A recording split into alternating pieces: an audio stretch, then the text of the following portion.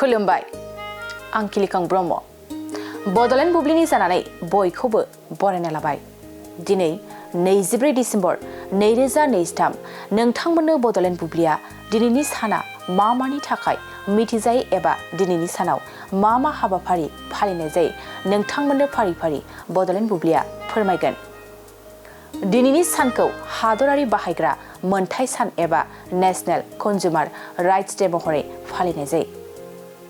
बे सानखौ भारतआ बोसोरफ्रोमबो 24 डिसेम्बराव फालिनाय जायो बे सानाव भारतारि संसदआ 1986 मायथाइयाव बाहायग्रा रैखाथि आयेन बानायदोंमोन बे साना बाहायगिरिफोरनि मोनथाय आरो बिबानगिरिफोरनि बागैबो सांग्रांथि होयो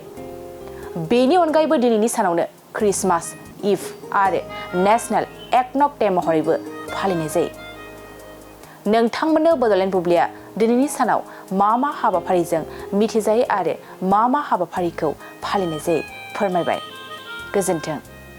सेरफांगुरि बाजार शोरूमआ क्रिसमासनि धमाका अफार लाबोदों कक्राझार जिल्लानि सेरफांगुरियाव थानाय फुंखा एन्टारप्राइज बाजार शोरूमआ 15 डिसेम्बरनिफ्राय 31 डिसेम्बरसिम क्रिसमास धमाका अफार आरो एक्सचेन्जनि खाबुफोर होगासिनो दङ नोंथांमोना सेरफांगुरियाव थानाय फुंखा एन्टारप्राइज बाजार शोरूमजों लोगोसे कुसुगाव फेस्टिभ आउटलेट सराइबिल फेस्टिभ आउटलेट चिरां जिल्लानि सान्तिपुर फेस्टिभ आउटलेट आरो धुबरी जिल्लानि थामाहाट फेस्टिभ आउटलेट ब्रान्च शोरूमावबो खुंफुंजानाय क्रिसमास धमाका अफार एक्सचेन्जआव फैनानै नोंथांनि लुबैनाय बाजाजनि बाइकखौ लांफैनो हागोन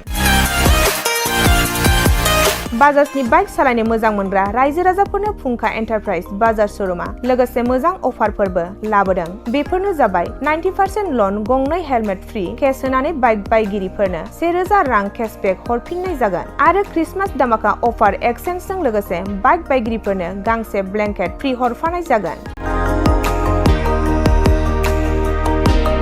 फुंखा एन्टारप्राइज बाजार शोरूमआ आरो मोजां खाबुबो होबावदों 500 रां होग्रोनानै गोसोबायदि बाइकखौ आवग्रिना दोननो हागोन आरो गासै गारिजों लोगोसे मोनफा मोनफायै एसुइट गिफ्ट हरनाय जागोन